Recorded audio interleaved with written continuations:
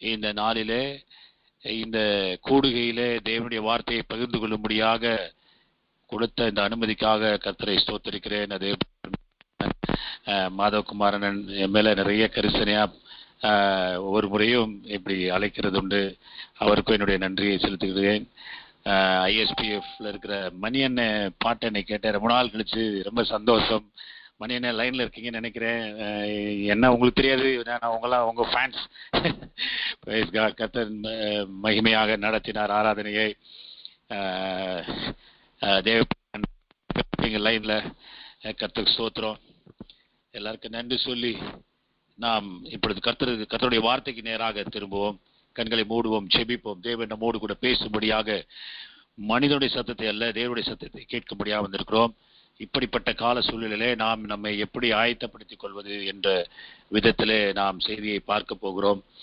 எல்லாரும் கண்களை மூடி தலைகளை தாழ்த்தி தேவன் நம்மோடு கூட பேசும்படியாக ஜெபிக்கலாம். பரிசுத்தமுள்ள நல்ல தகப்பனே, இந்த நல்ல காலை வேளையில ஆண்டவரே உம்முடைய திருமுகத்தை நோக்கி பார்க்கவும், கர்த்தாவே உம்முடைய திருவாய் மொழியை நாங்கள் கேட்டு ஆண்டவரே அதன்படி நடக்க எங்கள் இருதயங்களை திறந்து கொடுத்திருக்கிறோம். ஆண்டவரே நீர்தாமே கர்த்தாவே எங்களுடைய இருதயமாகிய பலகையில உம்முடைய வசனத்தை எழுதும்படிக்கு கர்த்தாவே நாங்கள் விண்ணப்ப அப்பா ஸ்தோத்திரம். ஆண்டவரே இட்ஸ் a நியூ நார்மல் என்று ஒரு வேர்டை நாங்கள் இப்ப பயன்படுத்தி கொண்டிருக்கிறோம். இந்த சூழ்நிலை, இப்படிப்பட்ட வாழ்க்கை எங்களுக்கு புதிதாக இருக்கிறபடினாலே இவைகளுக்கு எங்களை கர்த்தாவே மாற்றிக்கொள்ளும்படியாக, இவைகளுக்கு தக்கதாக எங்களை மாற்றிக்கொள்ளும்படியாக கர்த்தருடைய ஆவியானவர் எங்களை நடத்தும்படிக்கு நாங்கள் ஜெபிக்கிறோம். ஆண்டவரே இந்த வேளையில கர்த்தாவே இந்த நாளுக்கு, இந்த ஜூன் மாசத்துல 12th கர்த்தாவே நீர் எங்களுக்கு என்ன போதித்து இந்த வருங்காலங்களிலே நாங்கள் எப்படி வாழ வேண்டும் என்று கர்த்தாவே நீர் திட்டம் வைத்திருக்கிறீரோ அவைகளை போதிக்கும்படியாக நான் ஜெபிக்கிறேன். முற்றிலும் எங்களை தாழ்த்துகிறோம், உம்மை உயர்த்துகிறோம். துதி கன மகிமை எல்லாம் உமக்கே செலுத்துகிறோம். எங்கள் மீட்பரும் இரட்சகரும் மெய்ப்பெருமா இருக்கிற இயேசு கிறிஸ்துவின் நாமத்தில் ஜெபிக்கிறோம் எங்கள் ஜீவனுள்ள நல்ல பிதாவே. ஆமென், ஆமென், ஆமென். Price God. 138ஆம் சங்கீதம் 8வது வசனம் எல்லாருக்கும் தெரிஞ்ச, கிறிஸ்தவர்களுக்கு பெரும்பாலும் தெரிஞ்ச வசனங்கள். நான் எப்பயுமே என்னோட பிரசங்கத்துல ஃபெமிலியரான வேர்ட்ஸ் எடுத்து தான் பிரசங்கம் பண்ணுவேன்.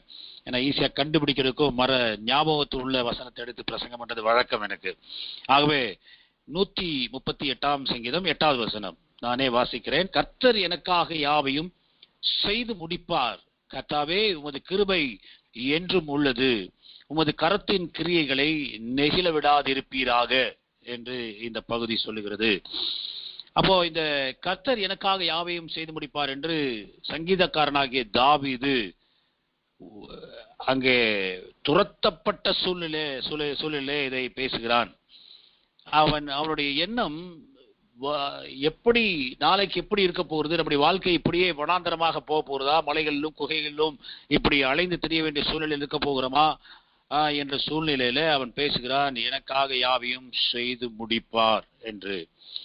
நான் இந்த வசனத்தை கேட்ட பொழுது என்றைக்கு முடிப்பார் இந்த ஒரு கேள்வி, கர்த்தர் எனக்காக ஒவ்வொன்றையும் எப்பொழுது செய்து முடிப்பார் அப்படின்னு ஒரு பர்செப்ஷன்ல இந்த வசனத்தை ஹேண்டில் பண்ணிட்டு இருந்த நான் விசுவாசியா இருக்கும் பொழுது ஆண்டவர் இந்த வசனத்தை செய்திக்காக ப்ரிப்பேர் பண்ணும்போது இதை இன்னும் அழகாக எனக்கு புரியும்படியாக பரிசுத்த ஆவியானவர் விளக்கி சொன்னார். அதை உங்களோடு கூட பகிர்ந்து கொள்கிறேன்.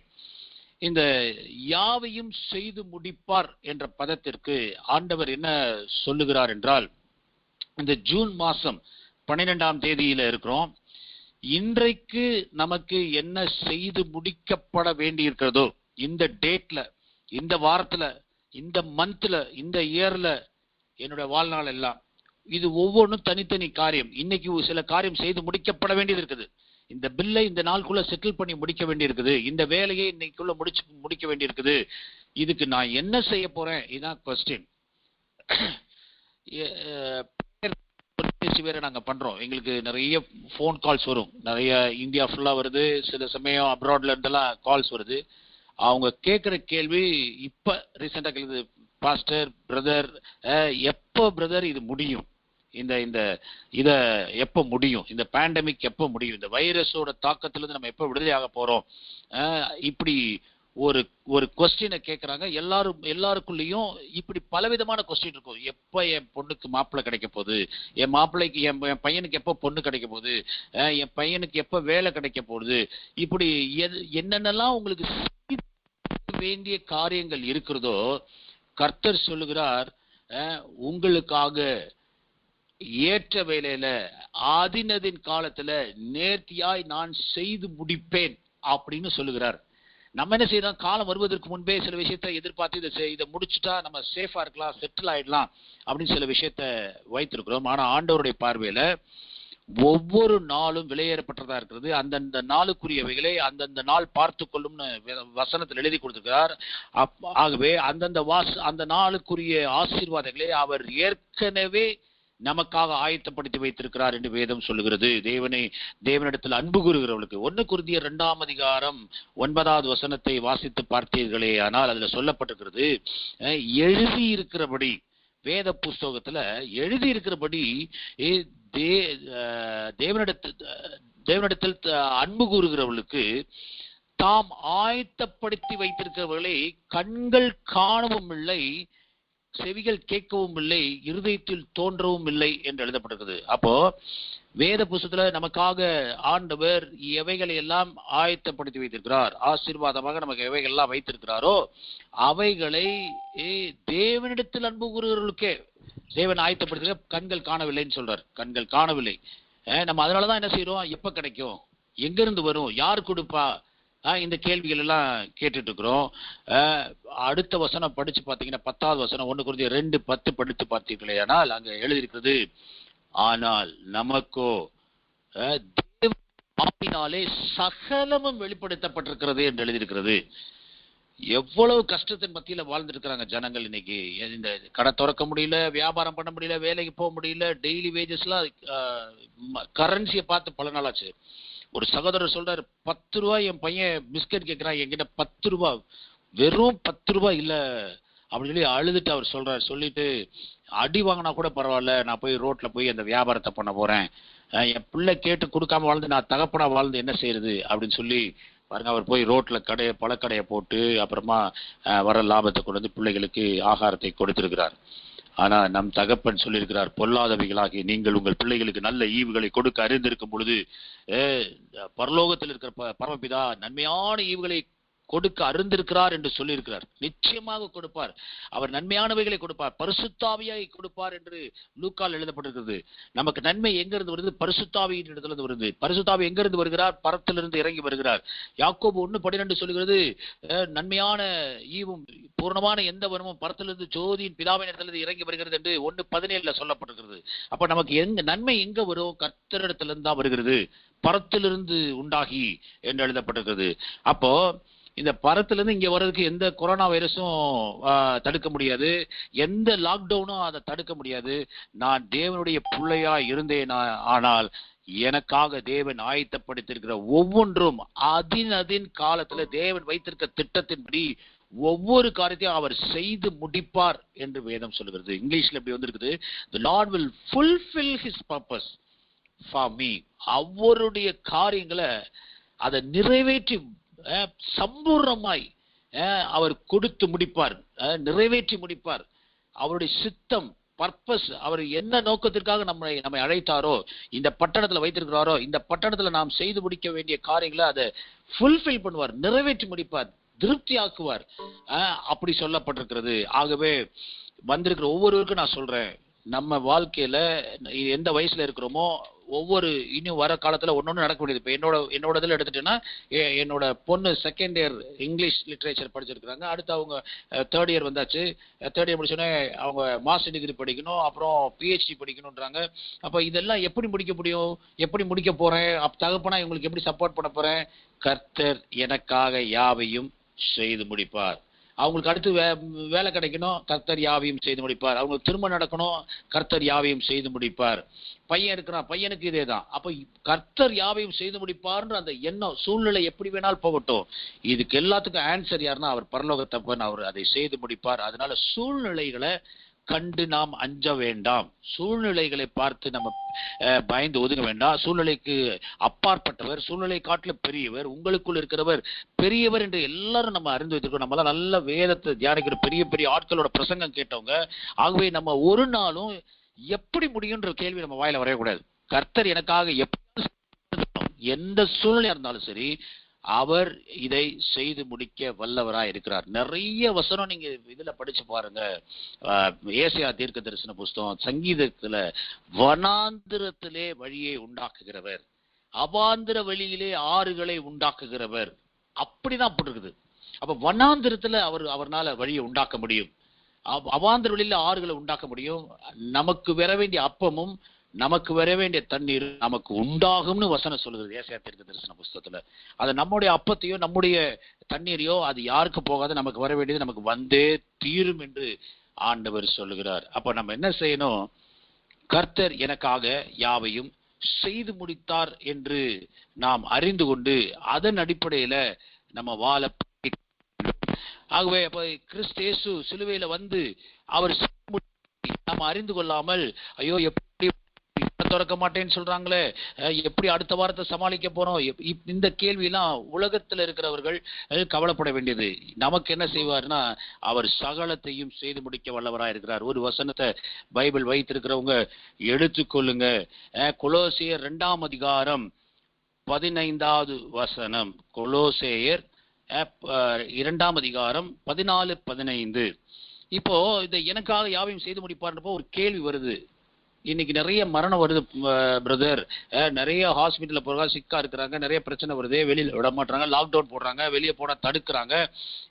அப்போ நம்ம இப்படிதானே வாழ வேண்டியது இருக்கு அப்படின்னு சொல்லி நம்ம பயப்படுறோம். நமக்கு எபேசியர் 6ஆம் அதிகாரம் 12வது வசனத்துல சொல்லப்பட்டிருக்குது, மாம்சத்தோடும் இரத்தத்தோடும் அல்ல, துரைத்தனங்களோடும் அதிகாரங்களோடும் இப்பிரபஞ்சத்தின் லோகாதிபதிகளோடும் வான மண்டலங்களில் கிரியை செய்கிற பொல்லாத ஆவிகளோடும் யுத்தம் உண்டு என்று சொல்லப்பட்டிருக்கிறது. நான் இந்த பர்டிகுலர் இந்த பேண்டமிக்காக ஆண்டவரே நாங்க எப்படி ஆயத்தப்படுகிறது அப்படின்னு கேட்டப்ப, ஆண்டவர் இதை வந்து 2019 டிசம்பர்லயே எனக்கு சொல்லிட்டாரு. சொன்னதுனால பிஸ்னஸ் ஃபெலோஷிப்னு சொல்லி ஒரு குரூப் ஆரம்பிச்சு, வாட்ஸ்அப்ல குரூப் ஆரம்பிச்சு, அதுல லீடர்ஷிப் ப்ரோக்ராமா நாங்க அதை பண்ண ஆரம்பிச்சோம். லாஸ்ட் இயர் லாக்டவுன்ல ஃபுல்லா தலைமைத்துவ பயிற்சின்றதை கால்ல எடுக்க ஆரம்பிச்சோம். இன்னைக்கு வரைக்கும் நடந்துட்டு இருக்குது. ஏன்னா அந்த பிசினஸ் பீப்புளுக்கு ஒரு பெரிய உலகமே கண்டிராத ஒரு ஆபத்து வரப்போகிறதுன்னு ஆண்டவர் 2019 டிசம்பர்ல சொன்னனால அதை செய்ய ஆரம்பிச்சோம். இன்னைக்கு அதுல இருந்து நிறைய தலைவர்களை ஆண்டவர் எழுப்பி அநேக ஜனங்களுக்கு பிரயோஜனமுள்ள கூட்டங்கள் நடத்தி கொண்டிருக்கிறோம். தலைமைத்துவ ப்ரோக்ராம் ஒரு பக்கம், பொருளாதாரத்தை எப்படி கையாளுவதுன்னு ஒரு பக்கம், ஸ்பிரிச்சுவல் ஆவிக்குரிய வல்லமையில செயல்படுவது எப்படின்னு சொல்லி இப்போ கால்ல ரெகுலரா மீட்டிங்ஸ் எடுக்கிறோம். காரணம் என்னன்னா, இந்த எபேசியர் 6:12 சொன்ன விஷயத்துல ஆண்டவர் ஒரு காரியத்தை எங்களுக்கு விளக்கி சொன்னார். என்னன்னு கேட்டீங்கன்னா, அதுல இந்த துரைத்தனங்களையும் அதிகாரங்களையும் அப்படின்னு ஒரு விஷயம் இருக்கு. அந்த துரைத்தனங்கள் அதிகாரத்தோடு நமக்கு போட்டி உண்டு, மனுஷர்களோடு அல்ல. உலகத்தை சொல்றான், நீங்க கொரோனாக்கு எதிராக போராடுங்கள், அது வந்த மனிதனோடு போராடாதீங்கன்னு. வேத வசனம் சொல்லுது, நீங்க மனுஷனோடு உங்களுக்கு யுத்தம் அல்ல, துரைத்தனங்களும் அதிகாரங்களும். அப்படின்னா என்ன சொல்லுதுன்னா, ஆட்சியாளர்களும் எந்த அரசாங்கமோ அந்த அரசாங்கத்தை நிர்வகிக்கிற அந்த மனிதர்களும், அத்தாரிட்டி, பிரின்சிபாலிட்டி, 2 வார்த்தையை பயன்படுத்துறாங்க இங்கிலீஷ் வந்து. பிரின்சிபாலிட்டி, இன்னொன்னு அத்தாரிட்டி. இந்த 2 விஷயத்தை. அப்போ இந்த அதிகாரிகளுடைய அவருடைய செயல்திறன் எங்க நல்லா இருக்கோ அந்த ஊர்ல எல்லாம் கொரோனா கண்ட்ரோல் ஆயிடுச்சு. எந்த அதிகாரிக்கு இதை பத்தி நாலேஜ் இல்ல, இதை எப்படி ஹேண்டில் பண்ணணும், பப்ளிக் எப்படி காப்பாற்றணும்ன்ற அந்த நாலேஜ் இல்லாதனால ஜனங்கள் அழிந்து கொண்டிருக்கிறார்கள். இதைத்தான் ஆண்டவர் சொன்னார். நமக்கு என்ன சொல்றார்? கிறிஸ்தவர்களாகிய நமக்கு எந்த கண்ட்ரில இருந்தாலும் இயேசு ஆண்டவராக ஏற்றுக்கொண்டவர்களுக்கு ஆண்டவர் என்ன சொல்லுகிறார் என்றால், அதைத்தான் இப்ப நம்ம வசனத்தை எடுத்திருக்கேன். கொலோசியர் 2ஆம் அதிகாரம் 14-15 நானே வாசிக்கிறேன், கவனமாக கேளுங்கள். எடுக்காதவங்க தயவுசெய்து இந்த புக்கை பைபிள் எடுத்து அதை பாருங்க. அதான் ரொம்ப எசென்சியலான வேர்ஸ். 14, நமக்கு எதிரடையாகவும் கட்டளைகளால் நமக்கு விரோதமாகவும் இருந்த கையெழுத்தை குலைத்து அதை நடுவில் இராதபடி எடுத்து சிலுவையின் மேல் ஆணியடித்து துரைத்தனங்களையும் அதிகாரங்களையும் உரிந்து கொண்டு வெளியரங்கமான கோலமாக்கி அவைகளின் மேல் சிலுவையிலே வெற்றி சிறந்தார் என்று எழுதப்பட்டிருக்கிறது. அப்ப இந்த துரைத்தனங்கள் அதிகாரங்களை சிலுவையின் மேல் அவர் என்னைக்கு ஆணி அடிக்கப்பட்டு மரித்தாரோ, அவர் மரித்தபடியினாலே நாம் என்ன செய்யப்பட்டோம்னா, அவர் வெற்றி சிறந்தார். வெற்றி சிறந்த அந்த இயேசுவை தெய்வமாக கொண்டிருக்கிற ஜனங்களை யாரும் தோற்கடிக்க முடியாது. நாம யாருன்னா இப்ப இந்த எலெக்ஷன்ல தோத்த கட்சி ஒண்ணு இருக்கு, எலெக்ஷன்ல ஜெயிச்ச கட்சி இருக்கு. ஜெயிச்ச கட்சி என்ன செய்வாங்கன்னா, ஆளுகை செய்கிறவர்களாய் இருப்பார்கள். தோத்த கட்சி குறை சொல்லிட்டு இருப்பாங்க, இல்ல யாசகம் கேட்பாங்க, அவங்களுக்கு ஒரு செக்யூரிட்டி இருக்காது. ஆனா ஜெயிச்ச கட்சி என்ன செய்யும், ஆளுகை செய்கிறவர்களா இருக்கும். ஆகவே நாம ஜெயிச்ச இயேசுவோட கூட நாம் இருக்கிறபடினாலே இந்த இந்த இந்த துரைத்தனங்கள் அதிகாரங்கள், இந்த இந்திய தேசத்தை ஆளுகை செய்யற துரைத்தனங்கள் அதிகாரம், அதாவது எப்படின்னா பிஜேபி கவர்மெண்ட், சரிங்களா? இந்தியன் கவர்மெண்ட்ன்றது ஒண்ணு, பிஜேபி கவர்மெண்ட்னா அந்த இந்தியன் கவர்மெண்ட் இப்ப யாருடைய ஆளுகை கையில கொடுத்துருக்கோம், பிஜேபி கவர்மெண்ட் கொடுத்துருக்குறோம். அதுக்கு ஒரு தலைவர் இருக்கிறாரு, அந்த தலைவர் தான் மிஸ்டர் மோடி. அப்போ இந்த இந்த கட்சி, இந்த பிஜேபி அரசாங்கமோ அல்லது மோடி அரசாங்கமோ நம்மை எதுவும் செய்ய முடியாது, நம்மை தொட முடியாது. ஏனென்றால் இது எல்லாவற்றை துரைத்தனங்கள் அதிகாரங்கள் எல்லாம் வெளியரங்க கோலமாக்கி சிலுவையிலே ஆணி அடித்து வெற்றி சிறந்த இயேசுவை நாம் நம்புகிறபடினாலே இவர்கள் நம்மை ஒன்று செய்ய முடியாது. இதற்காக நாங்க ஸ்பெசிபிக்கா ஜெபிச்சிருக்கோம். ஆண்டவரே, இந்த துரைத்தனங்கள் அதிகாரங்கள் எல்லாம் ஆண்டவரே இந்த ஜனங்களை விழுங்கி போடாதபடிக்கு, ஆண்டவரே நம்ம உம்மால் ரட்சிக்கப்பட்ட ஜனங்களை தொடாதபடிக்கு நீர் பாதுகாக்கிற தேவனாய் இருக்கிறீர் என்று நாங்கள் ஜெபித்திருக்கோம். அதுபோல ஆண்டவராக இயேசு கிறிஸ்து பவுலின் மூலமாக எழுதப்பட்ட வசனத்தின் அடிப்படையில் நீங்கள் அதிகாரிகளுக்காக ஜெபம் பண்ணுங்கள் என்று எழுதியிருக்கிறபடி நாங்கள் அதிகாரிகளுக்காக ஜெபம் பண்ண துவங்கினோம். பாருங்க, கொஞ்சம் கொஞ்சமா ஒரு சின்ன சின்ன சேஞ்சஸை நீங்க பார்த்துட்டு இருப்பீங்கன்னு நினைக்கிறேன். முன்னாடி இருந்ததுக்கும் இப்ப பாருங்க இதெல்லாம் கொடுக்க ஆரம்பிச்சிட்டாங்க. அதாவது ஃப்ரீயா நாங்க தர்றோம், வேக்சினை நாங்க ஃப்ரீயா தருகிறோம் என்றெல்லாம் இப்ப சொல்ல ஆரம்பிச்சிருக்கிறாங்க. காரணம் என்னன்னா, ஆண்டவர் வெளியரங்கமான கோலமாக்கி சகலத்தையும் வெற்றி சிறந்தார்.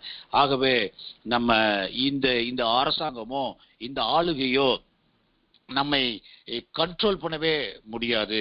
அப்போ நாம என்ன செய்யணும், நிச்சயமாக கர்த்தரின் மேய்ப்பரா இருக்கிறார், நான் தாழ்ச்சடையேன் என்று சொல்லி அவர் என் சகலத்தையும் எனக்காக செய்து முடிப்பார் என்று உணர்ந்து கொண்டு உணர்வுள்ள இருதயத்தோடு நாம் என்ன செய்ய வேண்டும், நடப்பவர்களாய் இருக்க வேண்டும். அதை தான் இங்க நம்ம பார்த்தோம். அப்ப ஃபுல்ஃபில் பண்ணுவாரு அப்படின்றதான் அதுல அந்த வசனத்துல அடுத்த பகுதி, கர்த்தாவே உமது கிருபை என்றும் உள்ளது என்று எழுதப்பட்டிருக்கிறது. அவருடைய கிருபை நமக்கு என்றும் உள்ளது. நம்ம திறமையோ தாளந்தோ நம்ம படிப்போ பட்டமோ வேலையோ அல்ல, அது அவருடைய கிருபையினால நாம் எல்லாவற்றையும் செய்து முடிக்க போறோம். அவர் நமக்குள்ள வச்சிருக்க தரிசனமா இருக்கட்டும், நம்ம கோலா இருக்கட்டும், எல்லாமே அவருடைய கிருபைகளாலே நாம் என்ன செய்ய போகிறோம், சுதந்திரித்துக் கொள்ள போகிறோம். இதத்தான் அங்க இரண்டாவது காரியமாக சொல்றது. இங்கிலீஷ்ல வரும்போது மாறாத அன்பு, யுவர் ஸ்டெட்ஃபாஸ்ட் லவ், அவரு தேவன் அன்பாகவே இருக்கிறார் என்று எழுதப்பட்டிருக்கிறது. அன்பினாலதான் ஆண்டவர் இவைகள் எல்லாம் செஞ்சு முடிச்சிருக்காரு. ஒரு தகப்பன், ஒரு பெற்றோர் ஒரு பிள்ளைக்கு செய்ய வேண்டிய கடமைகளை அதன் நேரத்துல பாருங்க, பிறந்த உடனே எல்கேஜிக்கு சீட்டு எந்த காலேஜ் எந்த ஸ்கூல் போடணும்னு யோசிக்கிறோம், ஹையர் ஸ்டடீஸ்க்கு எந்த ஸ்கூலுக்கு போடணும்னு நினைக்கிறோம், +1 +2க்கு எந்த ஸ்கூல்ல வச்சா நல்ல மார்க்ஸ், நீட் எக்ஸாம் எல்லாம் கம்ப்ளீட் பண்றதுக்கு என்னென்ன இது பண்றோம். இதெல்லாம் எதனால செய்யறோம், அன்பினாலே. அது என்னுடைய பிள்ளை, என் பிள்ளைக்கு செய்ய வேண்டியது என்னுடைய கடமையா இருக்கிறது என்ற அர்த்தத்துல தான் நாம் செய்கிறோம். ஆகவே தேவன் அன்பாகவே இருக்கிறார், அவருடைய கிருபை நமக்கு உள்ளது. ஆகவே நம்ம எந்த மனுஷனுடைய யாசகத்தை தேடி நாம் அலைய வேண்டிய அவசியமே இல்லை. கர்த்தர் எல்லாவற்றையும் நமக்காக செய்து முடிப்பார் என்று உணர்ந்து கொண்டு உணர்வுள்ள இருதயத்தோடு நாம் வாழ்வோமே. ஆனால் ஒரு இதில் ஃபெயிலியர் ஆக வேண்டிய அவசியம் இல்லை. அடுத்து பாருங்க, உமது கரத்தின் கிரியைகளை நெகிழ விடாதிருப்பீராக என்று எழுதப்பட்டிருக்கிறது. எல்லாருக்கும் தெரியும் 366 முறை பயப்படாதே என்று எழுதியிருக்கிறது. ஆனா இன்னும் நம்ம என்ன செய்யறோம், நம்மளை கைவிட்டுட்டாரோ. இங்கிலீஷ்ல do not forsake the work of your hands. ஒரு கைகளின் கிரியையாகிய நம்ம மனிதன் நம்மளாம் கர்த்தரால் உண்டாக்கப்பட்டவர்கள், எங்களை நெகிழ விட்டுறாதீங்க, எங்களை கைவிட்டுறாதீங்க. ஆண்டவர் பல இடத்துல சொல்லி இருக்கிறாரு. சங்கீதக்காரன் மூலமாக அங்க யோசுவாக்கு சொல்லுகிறாரு, நான் உன்னை விட்டு விலகுவதும் இல்லை, விடுவதும் இல்லை. இஸ்ரவேலை காக்கிறவர் உறங்குவதும் இல்லை, தூங்குவதும் இல்லை. நான் உன்னோடு கூட இருக்கிறேன். இப்படி அநேக வாக்குத்தத்தங்களை கொடுத்திருக்கிறார். நீங்க செய்து முடிக்க வேண்டியவைகளை உங்களுக்கு செய்து முடிக்கும்படியாக அவர்தாமே உங்களுக்கு முன்பாக போய் கோணலான எல்லா காரியங்களையும் செவ்வையாக்கி, அங்க எழுதப்பட்டிருக்குது 45ஆம் அதிகாரத்துல ஏசாயா தீர்க்க தரிசன புத்தகத்துல, வெங்கல கதவுகளை உடைத்து இரும்பு தாழ்பால்களை முறித்து அந்த காலத்தில் இருக்கிற பொக்கிஷங்களை எல்லாம் உனக்கு தருவேன் என்று சொல்லுகிறார். அப்போ நமக்கு முன்னாடி போய் நமக்கு செய்ய வேண்டிய காரியங்களை எல்லா காரியத்தையும் செய்து முடிக்க வல்லவராய் இருக்கிறார். ஆகவே நாம் என்ன செய்யணும்? இந்த வருஷத்துல ஒரு வாக்கு தத்தத்தை இதை பிடித்துக் கொள்ளுங்க. ஜூன் மாசத்துக்கு வந்துட்டோம். இன்னும் 6 மாசம் இருக்குது. இந்த 6 மாசத்துல என்ன செய்ய முடியும்? எத்தனை கொரோனா வரட்டும், இன்னும் 3rd phase வருஷம் 10 phase கூட வரட்டும், நீங்க ஒரு விஷயத்தை கவலைப்படாதீங்க. நம்ம யாரு கூட இருக்கிறோம்னா, அந்த ஜெயித்த இயேசு கிறிஸ்துவின் கூட நம்ம வாழ்ந்து கொண்டிருக்கிறோம். அவருடைய அரசாங்கத்துல, இந்த மதுரை பட்டணத்துல, இந்த தமிழ்நாடுல, இந்த இந்திய தேசத்துல ஆளுகை செய்யும்படியாக, நம்மை கொண்டு சில காரியங்களை செய்யும்படியாக அவருடைய தேவ தூதர்கள் எல்லாம் நமக்காக பணிவிடை ஆவிகளாய் இறங்கி வந்திருக்கிறார்கள். நாம் வாயிலிருந்து புறப்படுகிற ஒவ்வொரு வார்த்தையும் இங்கே நடந்து கொண்டிருக்கிறது. நீங்க நம்ம எல்லாம் என்ன பேசுறோமோ, நம்ம பேசுற வார்த்தையின் அடிப்படையில் ஆண்டவர் கிரியை செய்து கொண்டிருக்கிறார்.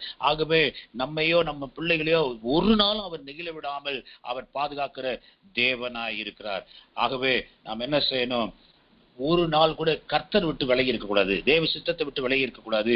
தேவ சத்தத்தை கேட்கணும். அதிகாலையில தேடுகிறவன் கண்டிப்பாக அதிகாலையில தேடணும். அப்ப அவர் வெளிப்படுவார் என்று எழுதப்பட்டிருக்கிறது.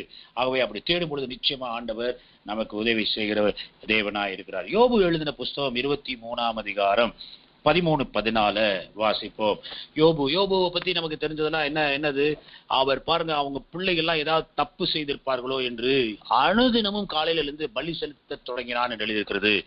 ஆகவே இங்க வந்திருக்கிற ஒவ்வொருவருக்கும் நிறைய பேரண்ட்ஸ் இருக்கீங்க. எனக்கு தெரியும், நிறைய பேரை நான் பார்த்திருக்கிறேன். நிறைய பேரண்ட்ஸ் இருக்கீங்க. ஒரு நாளும் உங்க பிள்ளைங்க இல்ல உங்க திறமை தாளந்தின் அடிப்படையில சூழ்நிலைய பார்க்காதீங்க. யோபு அதுதான் செய்தான். அவன் உத்தமனும் சன்மார்க்கனுமா இருந்தான் என்று எழுதி, அவனை பத்தி ஆண்டவர் சர்டிபிகேட் கொடுத்தார். அவன் அவ்வளவு நல்லவன் அப்படின்னு சொல்லி சொல்றாரு. ஒருவேளை நம்மளும் அப்படி இருக்கலாம்.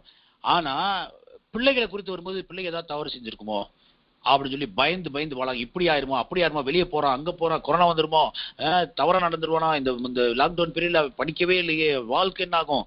இப்படி தவறான எண்ணத்துக்குள்ள போகவே போகாதீங்க. ஏன்னா யோபு சொல்றார், நான் அஞ்சியது எனக்கு வந்தது என்று சொல்கிறான். எல்லா 10 குழந்தைகளும் இறந்து போச்சு, எல்லா சொத்தெல்லாம் போயிருச்சு, எல்லாம் காலியாயிருச்சு. கடைசியில மனைவி சொல்றா, நீயும் ஜீவனை விட்டுட்டு கர்த்தரை தூசித்துட்டு ஜீவனை விடு அப்படின்றான்.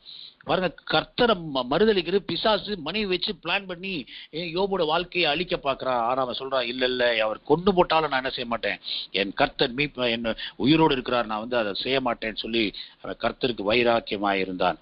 அப்போ அவரிடத்துல இது நல்லதை கற்றுக்கொள்ளணும். கர்த்தரை மட்டும் எதை விட்டாலும், எந்த பொருள் போட்டு என்ன போனாலும் சரி, கர்த்தரை விட்டுறக்கூடாது. ஏன்னா கடைசியில நம்ம அங்க போய் நிற்கும் பொழுது நம்முடைய ஆத்மா ரட்சிப்புக்குள்ளாக நடத்தப்பட வேண்டும். நம்ம அவர் வரும்போது விசுவாசத்தை காண்பாரோ என்று எழுதியிருக்குது. நம்ம இடத்துல விசுவாசத்தை அவர் எதிர்பார்க்கிறார். கர்த்தர் எனக்காக யாவற்றையும் செய்து முடிப்பார் என்று விசுவாசித்தோமே ஆனால் அவர் ஒரு நாளும் நம்மை கைவிட மாட்டார். இப்ப யோபு 23:13-14 நான் வாசிக்கிறேன். அவருடைய சித்தத்தின்படி எல்லாம் செய்வார், எனக்கு குறித்திருக்கிறதை அவர் நிறைவேற்றுவார், இப்படிப்பட்டவைகள் இன்னும் அநேகம் அவரிடத்தில் உண்டு என்று எழுதப்பட்டிருக்கிறது. அப்போ பாருங்க, கர்த்தர் எனக்காக யாவையும் செய்து முடிப்பார்னா, பக்கத்துல இருக்கிற ஒரு வீடை போய் கை வச்சு, ஆண்டவரே இந்த வீட்டை எனக்கு கொடுத்ததுக்காக நன்றி அப்படின்னு சொல்லி ஜெபம் பண்ணக்கூடாது. எதை கேட்டாலும் தருவேன்னு சொல்லிக்கங்க ஆண்டவரே, அதனால இந்த சரி பக்கத்து வீட்டுக்கார போய் கை வச்சு ஜெபிக்கிறது, இப்படி ஏதாவது தவறா நிறைய விஷயத்துல இந்த மாதிரி ஜெபிக்கிறதுல ஆண்டவருடைய சித்தம் இருக்குதா என்னன்னு தெரியாம அவரு அந்த பக்கத்து வீட்டுக்காரர் அவரும் ஜெபம் பண்ணியிருப்பார். ஜெபம் பண்ணி தான் அந்த வீடே கிடைச்சிருக்கும். அந்த வீட்டை போய் நம்ம வாங்கக்கூடாது, இல்லீகலா ஆண்டவர் தரமாட்டாரு. அப்ப நம்ம என்ன செய்யணும்னா, இந்த வசனத்தை சரியா புரிந்து கொள்ளணும். அவருடைய சித்தத்தின்படி எல்லாம் நமக்கு செய்வார். அவர் எனக்காக யாவையும் செய்து முடிப்பார், உண்மை. ஆனா நம்ம சில சமயம் சில விஷயத்தை எதிர்பார்க்கிறோம். ஆண்டவரே உமக்கு சித்தமானால் எனக்கு இதை செய்யுங்கன்னு சொல்லும் பொழுது, நிச்சயமாக இந்த நாளிலே, இன்றைக்கு, இந்த வாரம், இந்த மாசம், இந்த வருஷத்துல உங்களுக்கு எவையெல்லாம் அவர் சித்தம் கொண்டிருக்கிறாரோ, கொடுக்கும்படியாக சித்தம் கொண்டிருக்கிறாரோ, அவைகளை ஒருபோதும் யாரும் தடைபடாதபடிக்கு அவைகளை உங்களுக்கு செய்து முடிப்பார். What he desires that he does. அவர் எதை கொடுக்க வேண்டும் என்று சித்தம் உள்ளவராய், அவர் விருப்பம் உள்ளவராய் தீர்மானம் பண்ணி வைத்திருக்கிறாரோ அவைகளை ஒரு நாளும் செய்யாமல் விட மாட்டார். ஆகவே அதை நாம் நம்ப வேண்டும். எனக்கு குறித்திருக்கதை அவர் நிறைவேற்றுவார். நமக்காக சில விஷயத்த கரெக்டா நம்ம பேர் போட்டு கிஃப்ட் பேக் பண்ணி வச்சிருக்கிறார். நம்ம ஜெபிக்க ஜெபிக்க ஜெபிக்க அது என்ன செய்யுது, வருது. எனக்காக வைத்திருக்கிற நன்மை, ஆண்டவரே நான் இந்த மாசத்துக்கு எனக்கு வைத்திருக்கிற நன்மை எனக்கு கொடுக்கறதுக்காக நன்றி செலுத்துகிறேன். ஆண்டவரே நான் பொருளாசையில போல, எனக்காக நீர் எங்க குடும்ப வாழ்க்கையில நாங்க என்னெல்லாம் இந்த காலகட்டத்தில் எங்களுக்கு அவசியம் இருக்கிறதோ நீர் அறிந்து வைத்திருக்கிறீர், அவைகளை நீர் தருவதற்காக நன்றி. அது இந்த காலமா இருந்தா அது இப்பயே வரட்டும். எனக்கு வசதி எனக்கு குறித்திருக்கிறதை அவர் நிறைவேற்றுவார் என்று எழுதப்பட்டிருக்குது. அடுத்து பாருங்க, சொல்லிட்டு இப்படிப்பட்டவைகள் இன்னும் அநேகம் அவரிடத்தில் உண்டு. இன்னைக்கு வரைக்கும் இப்ப இந்த மாசம் வரைக்கும் உங்க கையில என்ன இருக்குது அதை செக் பண்ணி பாருங்க.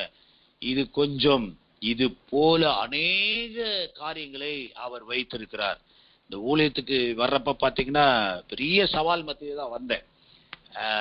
எல்லாத்தையும் எழுதி கொடுத்துட்டு, எனக்கு பெரிய டீம் இருந்து இன்சூரன்ஸ் செக்டார்ல நீங்க இருக்கிறனால உங்களுக்குலாம் தெரியும், எனக்கு கீழே அதாவது எங்க இதுல எஃப்சின்னு சொல்லுவோம். அப்படின்னா சாதாரணமா சேல்ஸ் மேனேஜர் சொன்னா உங்களுக்கு புரியும். அந்த மாதிரி சேல்ஸ் மேனேஜர் ஒரு 6-7 பேர் இருந்தாங்க. அவங்களுக்கு கீழே கிட்டத்தட்ட 60-70 அட்வைசர்ஸ் இருந்தாங்க.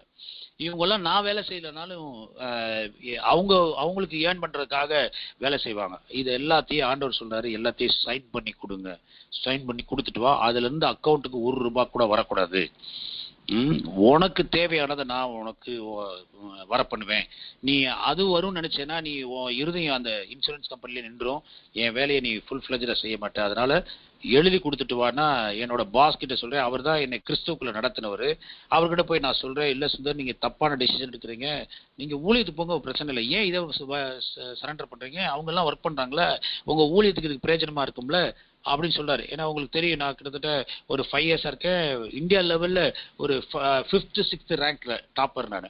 ஆனால் எனக்கு நல்ல அமௌண்ட் வரும், மந்த்லி இது வரும், குவார்டர்லி இன்சென்டிவ், இந்த மாதிரி நிறைய வரும். அப்போ அவர் சொல்லாது, இல்லை நீங்க நான் ஒத்துக்க மாட்டேன், நான் ஏற்றுக்க மாட்டேன் உங்க பேப்பரை அப்படின்னு. இல்லை சார், இது கடவுள் சொல்லிட்டாரு, கடவுளுக்கு எதிராக நிற்காதீங்க, நீங்க தான் என்னை கடவுளுக்கு வழி நடத்துறீங்க, ஆண்டவர் என்கிட்ட சொல்லிட்டாரு இனிமேல் இதை செய்யக்கூடாதுன்னு சொல்லிட்டாரு, தயவுசெய்து என் பேப்பர் அக்செப்ட் பண்ணிக்கோன்னு சொல்லி எழுதி கொடுத்தேன். அப்புறம் அந்த 6 FCC எழுதி அவங்க கையில கொடுத்தா அடுத்த மாசத்துல இருந்து வர ஜனவரி 2016ல நான் எழுதி கொடுக்குறேன். 5ஆம் தேதி ஒரு நண்பர் கூப்பிடுறாரு யூஎஸ்ல இருந்து.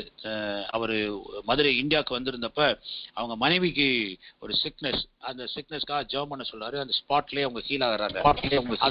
அதை எனக்கு எக்ஸ்பிளைன் பண்ணாரு. இந்த மாதிரி பண்ணீங்க பிரதர், இப்ப நீங்க வெளியில வந்துட்டீங்க, வேலையில இருந்து வெளியே வந்துட்டீங்க, நீங்க உங்க அக்கௌண்ட் நம்பரை கொடுங்க, நான் உங்களுக்கு மந்த்லி ஆஃபரிங் அனுப்பணும், என் மொபைல் கூட நீங்க தேங்க்ஸ் பண்ணியோ வேற எதுவுமே மெசேஜ் அனுப்பக்கூடாது, என் ஒய்ஃப்க்கும் தெரியப்படுத்தாதீங்க, நான் உங்களுக்கு தொடர்ந்து நான் அனுப்புவேன் அப்படின்னு சொன்னாரு. 7ஆம் தேதி சொல்றேன், 7ஆம் தேதி ஒவ்வொரு மாசமும் கிட்டத்தட்ட 18 மாசம் அவர் கர்த்தருடைய நாம மகிமைக்காக சொல்றேன், கரெக்டா அனுப்புனார். நிறைய பேர் ஊழியத்துக்கு வந்துட்டு வாழ முடியலன்னு சொல்றாங்க. எனக்கு ஆண்டவர் இப்படிப்பட்ட விஷயத்தை செய்தார். அந்த காலத்துல யார் மூலியமா என் ஃபேமிலி நடத்த வேண்டுமோ எனக்கு சீன்லே இல்லை, என் மைண்ட்லே இல்லை, நான் எப்படி இதை செய்ய போறேன்னு எனக்கு கேள்வியே வரல. கர்த்தர் கூப்பிட்டான்றது மட்டும் நிச்சயம்.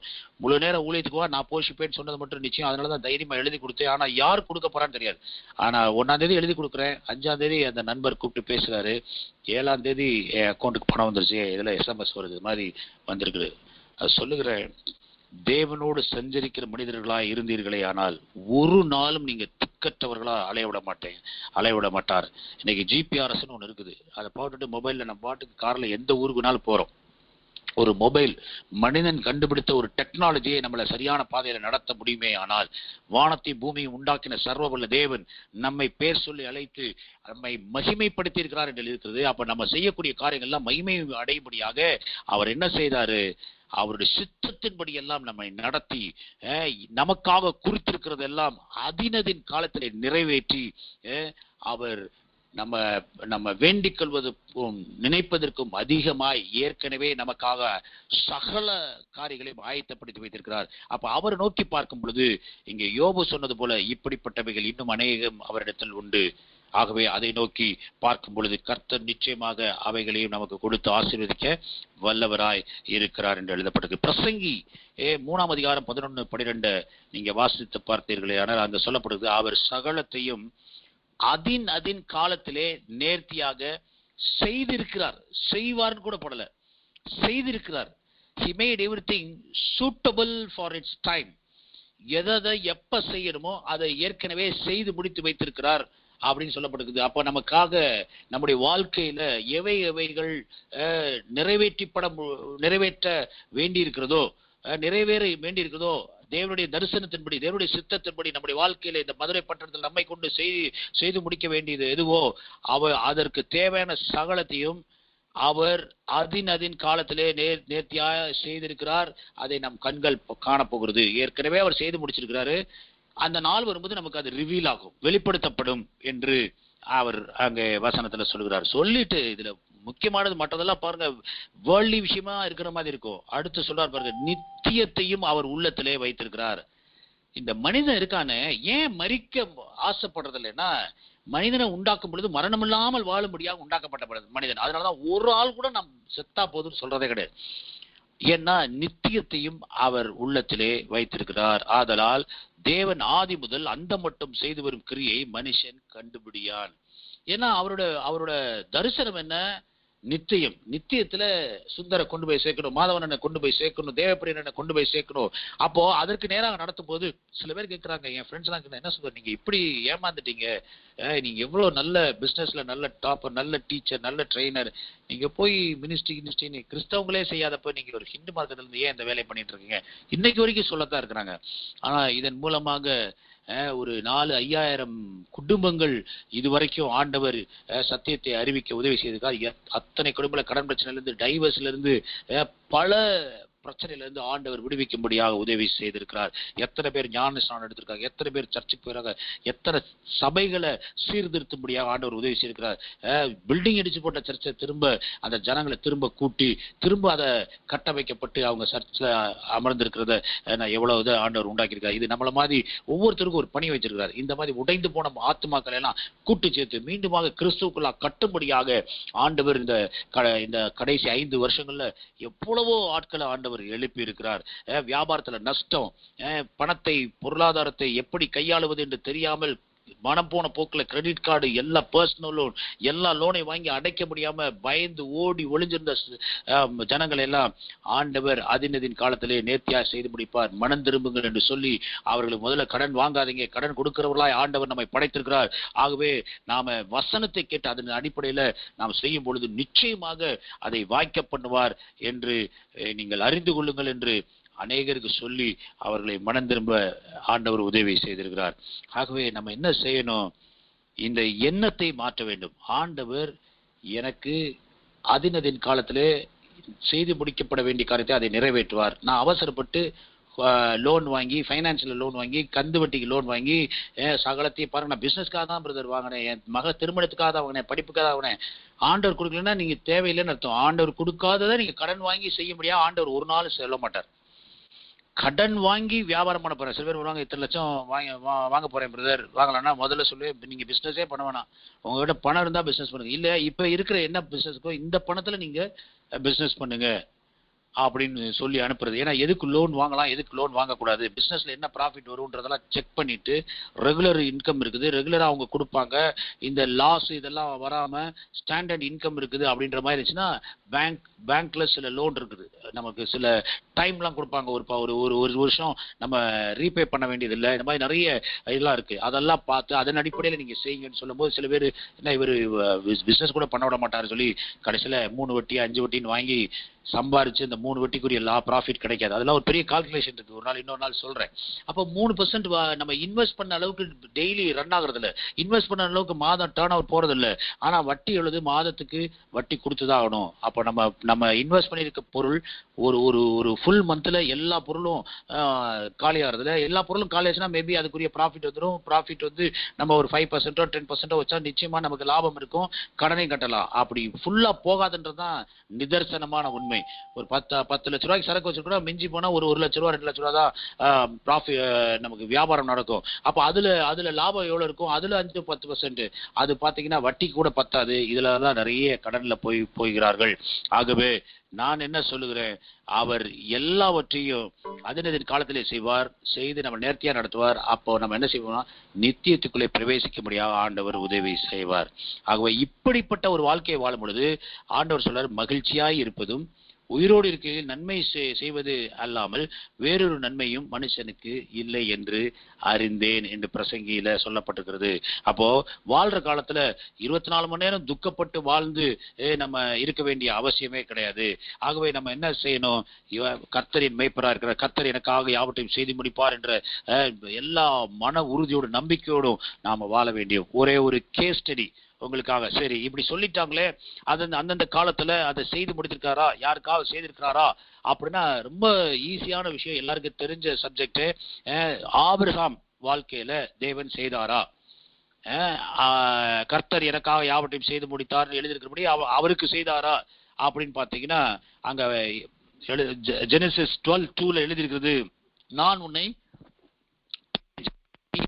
ஆசீர்வதித்து உன் பேரை பெருமைப்படுத்துவேன் என்று சொல்லியிருக்கிறார். நீ ஆசீர்வாதமாய் இருப்பாய் என்று எழுதப்பட்டிருக்குது. அப்போ இதை நம்மகிட்ட கேட்டா நம்ம என்ன செய்வோம் அப்படின்னா, என்ன செய்வோம், எப்ப ஆண்டவரை பெரிய ஜாதியாக்குவீங்க, எப்ப என்னை ஆசீர்வதிப்பீங்க, எப்ப என் பேரை பெருமைப்படுத்துவீங்க, நான் எப்ப ஆசீர்வாதமாய் இருப்பேன், இந்த கேள்வியெல்லாம் கேட்டு அவரை ஓட விட்டுருவோம். ஆபிரகாம் இந்த வேலை எதுவுமே செய்யல. ஆபிரகாம்கிட்ட ஆண்டவர் கூப்பிடுறாரு, எப்பா நீ இந்த கல்தேர் தேசத்துல இருந்து நீ புறப்பட்டு நான் காண்பிக்கும் தேசமாகிய பாலும் தேனும் ஓடும் நலம் விசாலமான தேசமாகிய கானானுக்கு நீ போ, நான் உன்னை ஆசீர்வதிப்பேன், உன் பெற்றோர்கள் இன ஜனத்தெல்லாம் விட்டுட்டு நீ கிளம்பி போ அப்படின்னு சொன்னோடனே பாருங்க 3ஆவது வசனத்துல இருந்து அப்படி வாசிங்கன்னா ஒரு கேள்வி கேட்கல. ஆண்டவர் என்ன சொன்னாரோ சொன்னபடி அவன் என்ன செஞ்சான், ஆரானிலிருந்து அவன் சவதரித்த சகல வஸ்துக்களையும் எடுத்துக்கொண்டு புறப்பட்டு போனான் என்று எழுதப்பட்டிருக்கிறது. அங்க போனா அங்க முதல்ல அந்த எகிப்துக்கு போறான், கொஞ்சம் பஞ்சவரமும் எகிப்துக்கு போறான், அங்க ஒரு சில பிரச்சனை எல்லாம் ஆகுது. அப்புறம் பாருங்க அங்க ஆண்டவர் அந்த அரசர்கிட்ட பேசி, நீ இது வந்து அவன் தங்கச்சி கிடையாதுப்பா, அவனோட மனைவி, நீ அவன் மேல கை வச்சிடாத, அது உனக்கு சாபமாக முடிந்து விடுன்னு சொன்னோடனே அவன் பயந்து அந்த சாரால் ரூபவதியா இருந்தபடினாலே அவளுக்காக நிறைய கொடுத்துருக்கான், கொடுத்ததெல்லாம் எடுத்துட்டு நீ புறப்பட்டு கிளம்புப்பா அப்படின்னு சொல்றான். சொன்ன உடனே இவன் கிளம்பி போறான். அப்ப பாருங்க அங்க வேதத்தில் எழுதப்பட்டிருக்கிறது, அவன் வெள்ளியும் பொன்னையும் உடைய சீமானா இருந்தான் என்று எழுதப்பட்டிருக்குது. 13ஆம் அதிகாரத்துல நீங்க பாத்தீங்கன்னா அப்படி எழுதப்பட்டிருக்கிறோம். அப்புறம் பாருங்க இப்படியே வாழ்க்கை போயிட்டே இருக்குது. இவங்களுக்கு என்ன பிரச்சனை, ஆண்டவர் வரும்போதெல்லாம் கேட்கிறான், நீங்க எனக்கு என்ன செய்வீங்க ஆண்டவர், என்ன வேணும்னா உடனே ஆண்டவர் சொல்றாரு, ஆபிரகாம் சொல்றாரு, எனக்கு குழந்தை இல்லாம வாரிசு இல்லாம இருக்கேன், நீங்க ஆசீர்வதிப்பேன்னு சொல்லியிருக்கீங்க, எனக்கு வாரிசே இல்லாம இருக்கேன், எனக்கு எப்ப தருவீங்க அப்படின்னு கேட்கிறான். கேட்டா ஆண்டவர் சொல்றாரு, உனக்கு ஒரு உற்பவ காலத்துல நான் உனக்கு ஒரு குமாரனை கொடுப்பேன்னு சொல்லி வாக்கு பண்ணிட்டு போயிருக்கிறார். போனதுக்கு அப்புறமா பாருங்க நம்மள மாதிரி அவனும் கொஞ்சம் அவசரப்படுற ஆள் தான். 10 வருஷம் வெயிட் பண்ணிட்டான். 75ல வர்றாரு, அவனோட 75வது வயசுல வர்றாரு, 85 வயசு வரைக்கும் வெயிட் பண்றான். அந்த ஆள் வெயிட் பண்ணிட்டு தான் இருந்தாரு. மனைவி சாரால் என்ன செஞ்சுட்டாங்க, அந்த ஏவாள் மாதிரியே சாரால் எல்லா ஏவாளும் இந்த மாதிரி தான் சில சமயம் என்ன செய்யுது, முந்திரி கொட்டை மாதிரி ஏதாவது ஒன்று செஞ்சு விட்டுறாங்க. டைம் இருக்குது, கர்த்தர் சொல்லிட்டாரு, அது நிறைவேறிய தீருன்னு அதை நம்பாம, உனக்கு ஆண்டவர் சந்தேதி கொடுப்பேன்னு சொன்னார்ல, நீ பேசாம ஆகார் கூட சேரு, இந்த வேலைக்காரி பணிவுடைய பெண்ணோட நீ சேரு, உனக்கு ஆண்டவர் ஒருவேளை வாரிசை கொடுக்க கூட சொல்லி அங்க சேர்த்து விட்டுறாரு. பாருங்க இப்ப என்ன நடந்தது, தேவ சித்தத்திற்கு விலகி போனான்னு அர்த்தம். ஆபிரகாம் அதுல இருந்து விலகி போய் அந்த பெண்ணை உறவு கொண்டதுனால அங்க உடனே அவங்க ஒரு இஸ்மாயில் உருவாக்கப்படுகிறான், பிறக்கிறான். பிறந்தவளுக்கு அப்புறமா ஆண்டவர் சொல்றாரு, அவளை கலட்டி விடு, நீ வந்து நான் உங்ககிட்ட என்ன சொன்னேன், சாராளுக்கும் உனக்கு தான் கொடுப்பேன்னு சொன்னேன்னு சொல்லிட்டு அங்க சாராளுக்கும் அவளுக்கு வாக்குவாதம் வந்து அவன் பிரிஞ்சு போறா. அங்க போனதுக்கு அப்புறம் 17ஆம் அதிகாரத்துல சொல்றாரு, நான் சர்வ வல்லமையுள்ள தேவன், எனக்கு முன்பாக உத்தமனாய் நீ நடந்து கொள் என்று ஒரு வார்த்தையை சொல்றார். ஏன்னா கர்த்தர் சொன்னதுக்கு மாறா இந்த மனைவி இந்த வேலைக்காரியோட சேர்ந்தது ஆண்டவருக்கு அது விஷனமாய் இருந்தது. அதுக்கப்புறம் கூப்பிட்டு அவர் பேரை மாத்துறார், நீ ஆபிராம் இல்ல ஆபிரகாம், நீ சாராய் அல்ல சாரால் என்று மாற்றி உனக்கு நிச்சயமாக நான் சொன்ன வாக்குத்தத்தத்தை நிறைவேற்றுவேன், கடற்கரை மணத்தையாகவும் வானத்து நட்சத்திரங்களை போல உன்னை பெருக பண்ணுவேன் என்று சொன்ன வார்த்தையை நான் நிறைவேற்றுவேன்னு அங்க சொல்றாரு. 20ஆம் அதிகாரத்துக்கு போய் பார்த்தீங்கன்னா அங்க தேவன் சாராலை கடாட்சித்தார் என்று எழுதப்பட்டிருக்கிறது. அங்க ஈசாக்கு பிறக்கிறார். அப்போ அவர் ஒரு காலத்தை வைத்திருக்கார். இது நடக்கிறதுக்கு எவ்வளவு காலம் ஆச்சு? 25 வருஷம் ஆச்சு. அப்ப 25 வருஷம் கழிச்சா புள்ள பிறக்கும் அப்படின்னா எல்லாருக்கும் அப்படி கிடையாது. ஆபிரகாமுக்கு இப்படி ஒரு விசுவாச பரீட்சை. அந்த விசுவாச பரீட்சையில அவன் தரித்திருந்து கொடுக்கப்பட்ட வாக்குத்தத்தை அவன் சுதந்திரித்துக் கொண்டான் எழுதிருக்கு. அதை சுதந்திரித்துக் கொண்டோடனே திரும்ப ஒரு சேலஞ்ச் வருது. கூப்பிட்டு ஆண்டவர் பேசுறாரு, உன் பிள்ளைய எனக்காக தகன பலியா கொடுன்றாரு. எவ்வளவு பெரிய கொடுமை பாருங்க. 25 வருஷம் காத்திருந்து ஒரு பையன் பிறந்திருக்கான், அதையும் கொடுக்க சொல்கிறார். நம்ம என்னடா நம்மளை இப்படி கூட்டிட்டு வந்து இப்படி பாதியில இப்படி பண்றாரே அப்படின்னு நம்ம நினைப்போம். ஆனா ஆபிரகாம் இப்படி தனியா இப்படி வேற ஒரு பெர்ஸ்பெக்டிவே அவனுக்குள்ள வரவே இல்லை. ஆண்டவர் சொல்லிட்டாச்சுன்னா அவர் தான் இந்த பையனை கொடுத்தாரு, அவர் சொன்னா அது செய்வோம். ஒருவேளை அப்படி செஞ்சா கூட அவர் சாம்பல்ல இருந்து கூட எடுக்க முடியும், உயிர்ப்பிக்க முடியும்னு அவர் அருந்து அங்க மலையில கூட்டிட்டு போகும்போது அங்க கீழே இருக்க கேட்கிறா, எங்க போறீங்க? பலி கொடுக்க போறேன், நானும் என் பிள்ளையாண்டானும் போய் பலி கொடுத்துட்டு நாங்க திரும்ப வருவோன்றான். பலி கொடுக்க போறது ஈசாக்கதான் தெரிஞ்சதுக்கப்புறம் எப்படி திரும்ப வருவோம் அப்படின்னு ஒரு வார்த்தையை கொடுக்குறான்னா அவன் கர்த்தரை சரியாக புரிந்து வைத்திருந்தான். அப்போ தேவனை அறிகிற அறிவினாலே அவன் நிரப்பப்பட்டவனாய் இருந்தான். அங்கே போகிறான். அங்க போனதுக்கு அப்புறமா அங்க எல்லா விரை கட்டெல்லாம் அடுக்கி அந்த சம்பவம் எல்லாருக்கும் தெரியும். ஈசாக்க வைத்துட்டு அந்த வாள் எடுத்து வெட்ட போகிறான். ஆண்டவர் அங்க இருந்து பேசுகிறார், தொடாத, பிள்ளையாண்ட மேல் கை வைக்காது, நீ எனக்கு என்னுடைய வார்த்தைக்கு நீ செவி கொடுக்கிறவனா இருக்கிறாய் என்று இருந்து நான் உன்னை ஆசீர்வதிக்கிறேன். நீ அங்க இருக்கிற அந்த ஆட்டுக்கடாவை நீ பலி கொடுத்து நீ உன் பிள்ளைய நீ எடுத்துட்டு போன்றாரு. அங்க பாருங்க, யெகோவா ஈரே என்று அங்க எழுதி வைக்கிறான். அது தேவன் பார்த்துக் கொள்வார், அவர் பார்த்துக் கொள்வார். அங்க ஈசாக்கு கேட்கும் பொழுது சொன்னா, பலி எங்கப்பா? எல்லாமே இருக்கே, விறகட்டை இருக்குது, தீ இருக்கு, எல்லாமே வச்சிருக்கீங்க, பலியிலேயே தேவன் பார்த்து கொள்வார் அப்படின்னு சொல்றான். அதே போல ஆண்டவர் அங்கே ஒரு ஆடை அந்த நமக்காக எப்படி கிறிஸ்து இயேசுவை வைத்திருக்கிறாரோ அந்த ஆட்டுக்குட்டியை அப்படி ஆபிரகாமுக்கு கொடுத்தார். அப்ப அந்த ஆட்டுக்குட்டி கிறிஸ்துக்கு முன்னாடி அடையாளமாக எல்லாவற்றையும் அவர் பார்த்து கொள்வார், யாவற்றையும் நமக்காக செய்து முடிப்பார் என்று எழுதியிருக்கிறதே. ஏற்கனவே நமக்காக அவர் சிலுவையிலே நம்முடைய வியாதிகளுக்காகவும் நம்முடைய தரித்திரங்களுக்காகவும் அவர் மரித்து நம்மை ஐஸ்வர்யம் உள்ளவர்களாகவும் சமாதானமாய் வாழும்படியாகவும் அவர் செய்திருக்கிறார் என்று வேதம் சொல்லியிருக்கிறது.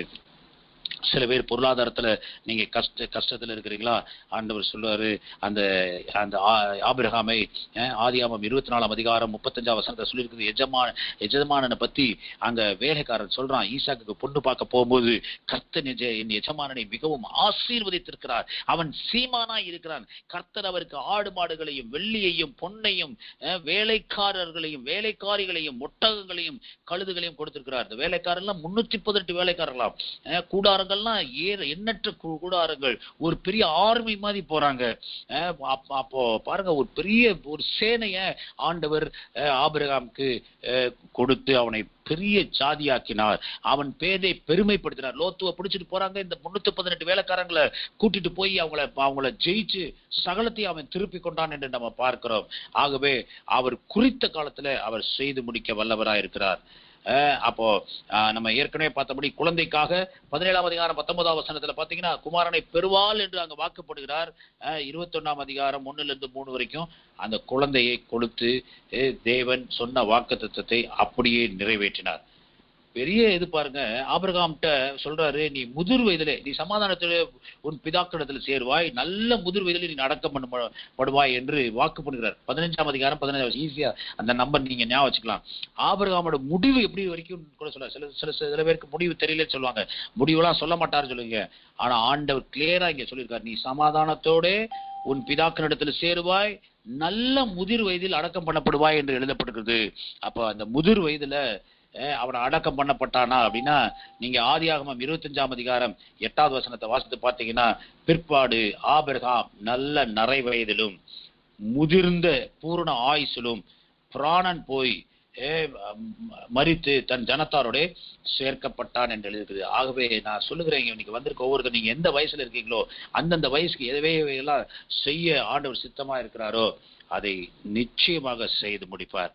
ஆகவே கர்த்தர் எனக்காக யாவையும் செய்து முடிப்பார்னா ஏதோ ஒரு ஈவெண்ட்டுக்காக நினைக்காதீங்க. இதுல நான் கண்டுபிடிச்சது என்னன்னா, ஒரே ஒரு ஈவெண்ட், ஒரு விஷயத்த செய்து முடிப்பார்ல, உங்களுடைய ஒவ்வொரு காலகட்டத்திலையும் என்ன தேவை இருக்கிறதோ அவைகளை அவர் நேர்த்தியாக அதின் காலத்திலே நேர்த்தியாக செய்து முடிப்பார். யோபு சொன்னது போல நம்ம அதை விசுவாசிக்க வேண்டும்.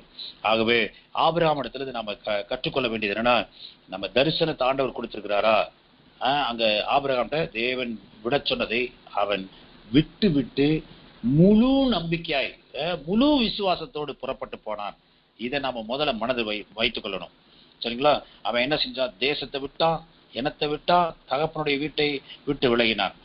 அதை நம்ம மனதில் வைத்து ஆண்டவர் சில காரியத்துல இதெல்லாம் இருந்தா நமக்கு இடராயின்னு சொல்லி தான் அதை வேண்டாம், நீ வெளியே வா, உங்க குடும்பத்திலிருந்து வெளியே வா, நீ தனியா ஒரு இடத்துக்கு போ, இல்லை தனியா ஒரு சிட்டிக்கு போ, இதெல்லாம் சொல்றாருன்னா நம்ம குடும்பமே நமக்கு கண்ணியா நம்மளுடைய குரோத்துக்கு நேரம் போக முடியாத அளவுக்கு செய்யறதுக்கு வாய்ப்பு இருக்கு. அதனாலதான் அப்படி சொல்லுகிறார். ரெண்டாவது, லோத்தையும் அவன் கூட்டத்தாரையும் விட்டு விலகினான். ஒரு ஸ்டேஜ் ஆனப்ப பாருங்க, 2 மந்தை மேய்ப்பர்களுக்கும் சண்டை வருதுனே லோத்தை கூட கூட்டிட்டு இருந்தான். வேண்டாப்பா, நீ போயிரு, நீ கிழக்க போனா நான் மேற்க போறேன், நீ வடக்க போனா நான் தெற்க போறேன் அப்படின்னு சொல்லிட்டு அவனை விலக்கி விட்டார். ஏன்னா இண்டிவிஜுவலா ஒவ்வொருத்தரையும் ஆண்டவர் நேசிக்கிறார். அவர் படைத்த தேவன் அவர்களை வழிநடத்துவார். நம்ம தூக்கி சுமக்க வேண்டும்னு அதிகாரம் இல்லை. இது ஆண்டவர் யாரோ ஒரு ஆள் கிட்ட ஸ்பெசிபிக்கா பேசுகிறார். நீங்க யாரையும் சுமந்துட்டு இருக்கீங்க, நீங்க சுமக்கவே முடியாது, லோத்தை போல பிரிச்சு விடுங்க, நிச்சயமா லோத்தை ஆண்டவர் பார்த்துக்குவார். சில சமயம் பிரச்சனை வரலாம், பிரச்சனை வந்தாலும் ஆண்டவர் அதுக்குரிய ஆட்கள் அனுப்பி அந்த அக்னியும் கந்தகமும் அனுப்புனப்போ அவர் அவங்களை அந்த பட்டணத்திலிருந்து எப்படி தூக்கிட்டு இருந்தாரோ கண்டிப்பா காப்பாற்றுவார். நீங்க கையை விடுங்க, கர்த்தர் பார்த்து கொள்வார். அதே மாதிரி ஆகாருக்கு என்ன செஞ்சாரு? ஆகார புறஜாதி, ஆகார் ஆண்டவருடைய வாக்குத்தத்தத்தின்படி பிள்ளை பிறக்கல, ஆனாலும் அவளுக்குமே ஆண்டவர் சந்ததியை பெரிய ஜாதியாக்குவேன். இஸ்மாயிலையும் ஆண்டவர் அங்க ஆசீர்வதிச்சார். ஆனா கூட வச்சுக்க சொல்ல, அவரை விட்டு விலகுன்னு சொன்னாரு. இவன் தான் கல்யாணம் பண்ணா, இவன் மூலியமா தான் குழந்தை பிறந்தது, ஆனா நீ அவ கூட இருக்காத, அவனை விட்டு விலகினாரு. அதையும் அவன் விட்டு விலகினான். 4வதாக, ஈசாக்கை தேவனுக்காக கொடுத்தான். சில சமயம் நம்ம சொத்தா நமக்கு பெரிய மகிமையை சேர்க்கிறது என்று நாம் நினைத்து கொண்டிருக்க சில காரியங்களை கர்த்தருக்காக நிறைய பேர் ஊழியத்துக்கே கொடுக்கறது கிடையாது. பிள்ளைய பிலிப்பைன்ஸ் அனுப்புறேன், பிள்ளைய இதுல சைனாக்கு அனுப்புறேன், யுஎஸ்க்கு அனுப்புறேன், அதுக்கெல்லாம் அனுப்புவாங்க. அங்க போய் என்ன ஆக போறாங்க எனக்கு தெரியாது. ஆனா இங்க கர்த்தருக்காக மிஷினரியா, கர்த்தருக்காக ஊழியக்காரன் அனுப்புனா யாரும் தயாரா இல்ல. அங்க உயிரையே கொடுக்கறதுக்கு ஆபிரகாம் தயாரானான். ஆகவே தேவன் விட சொன்னதை விட்டு விலகும் போது நமக்கு தேவன் வைத்திருக்கிற ஆசீர்வாதத்திற்கு நேராக நடத்தப்படுவோம். ஆகவே கர்த்தர் நமக்காக யாவற்றையும் செய்து முடிக்க முடியும். கர்த்தருடைய சித்தத்தை செய்ய நம்ம அனுமதிக்கும் பொழுதுதான் அவர் நம்முடைய வாழ்க்கையில சகலத்தையும் செய்து முடிப்பார். கண்களை மூடுவோம், ஜெபிப்போம். பரிசுத்தமுள்ள நல்ல தகப்பனே, இந்த நாளிலே கர்த்தாவே, இந்த காலகட்டத்துல கர்த்தாவே, கொடிய கர்த்தாவே, இந்த நோய் கிருமிகள் மத்தியிலே நாங்கள் வாழ்ந்து கொண்டிருக்கிறோம். அப்பா ஸ்தோத்திரம் ஆண்டவரே, நீர் எங்களை தெரிந்து கொண்டிருக்கிறபடினாலே ஒரு வைரஸும், ஒரு வியாதி கிருமிகளும், ஒரு நோயும், ஒரு பிசாசும் எங்களை அணுகுவதில்லை. ஏனென்றால் துறைத்தனங்களையும் அதிகாரங்களையும் வெளியரங்கமான கோலமாக்கி ஆண்டவரே, சிலுவையின் மேல் வெற்றி சிறந்த இயேசு கிறிஸ்து எங்கள் மத்தியில் இருக்கிறபடினால எந்த அரசாங்கமோ எந்த அரசியலையோ எங்களை முடக்கி போட முடியாது. எங்களுக்காக நீர் வைத்திருக்க சகலமும் அதினதின் காரணத்துல கர்த்தாவே நேர்த்தியாய் எங்களுக்கு செய்து முடித்து கர்த்தாவே எங்களை வாழ வைக்கிற தேவனாய் இருக்கிறீர். ஆகவே நாங்கள் ஒன்றை குறித்து நாங்கள் கவலைப்படாமல் எல்லாவற்றை குறித்து நாங்கள் ஸ்தோத்திரத்தோடு கர்த்தாவே நாங்கள் விண்ணப்பத்தில் ஏறெடுப்போம் என்று சொல்லுகிறோம். ஆண்டவரே, ஆபிரகாமை இடத்திலிருந்து நாங்கள் கர்த்தாவே நாங்கள் கற்றுக்கொண்டது போல அவருடைய வாழ்க்கையில அதினதின் நேரத்தில் ஏற்ற வேளையிலே கர்த்தாவே அவருக்கு அந்த குழந்தையை கொடுத்து ஆசீர்வதித்து அவர் பேரை பெருமைப்படுத்தி ஆசீர்வாதமாய் வாழ வைத்தது போல ஆண்டவரே, நீரும் கர்த்தாவே எங்களுடைய வாழ்க்கையில கர்த்தாவே எதிர்காலம் எப்படி இருக்குமோ என்று ஏங்கி தவித்துக் கொண்டிருக்க வேளையில நாங்கள் ஒன்றை குறித்து கவலைப்பட வேண்டியதில்லை. ஆபிரகாமை ஆசீர்வதித்த தேவன் ஆண்டவரே எங்களை ஆசீர்வதித்திருக்கிறேன். மரத்திலே தூக்கப்பட்டவன் எவனும் சபிக்கப்பட்டவன் எழுதியிருக்கிறபடி கிறிஸ்து எங்களுக்காக சாபமாகி ஆபிரகாமுடைய ஆசீர்வாதத்தெல்லாம் எங்களுக்கு கொடுத்து இந்த பேண்டமிக் சிச்சுவேஷன்லயும் ஆண்டவரே எங்க கைகளை பலப்படுத்தி அநேகருக்கு கொடுக்கும்படியாக வைத்திருக்கிறீரே, உமக்கு ஸ்தோத்திரம் ஆண்டவரே. இன்னும் அதிகமான ஜனங்களுக்கு நாங்கள் கொடுக்கும்படியாக உம்முடைய சத்தியத்தை அறிகிற அறிவினாலே நிரப்புகிறவர்களாக கர்த்தாவே உம்முடைய சமூகத்துல அநேகரை கொண்டு வந்து சேர்க்கும்படியாக உம்முடைய வருகையில் அநேகர் வரும்படியாகவும் நாங்கள் இந்த காலகட்டத்தில் எங்களை அர்ப்பணித்து கர்த்தாவே நாங்கள் கர்த்தாவே ஒவ்வொரு நாளும் கர்த்தாவே நாட்களை பிரயோஜனப்படுத்திக் கொள்ளுங்கள் எழுதுகிறதே, நாட்களை விரயமாக்காதபடிக்கு நாங்கள் நடந்து கொள்ள உதவி செய்ய வேண்டுமா நாங்கள் ஜெபிக்கிறோம். முற்றிலும் எங்களை தாழ்த்துகிறோம், உம்மை உயர்த்துகிறோம். எல்லா துதியும் எல்லா கனமும் எல்லா மகிமையும் உமக்கே செலுத்துகிறோம். எங்கள் மீட்பெரும் இரட்சகரும் மெய்ப்பெருமாய் இருக்கிற இயேசு கிறிஸ்துவின் நாமத்தில் ஜெபிக்கிறோம் எங்கள் ஜீவனுள்ள நல்ல பிதாவே. ஆமென், ஆமென்.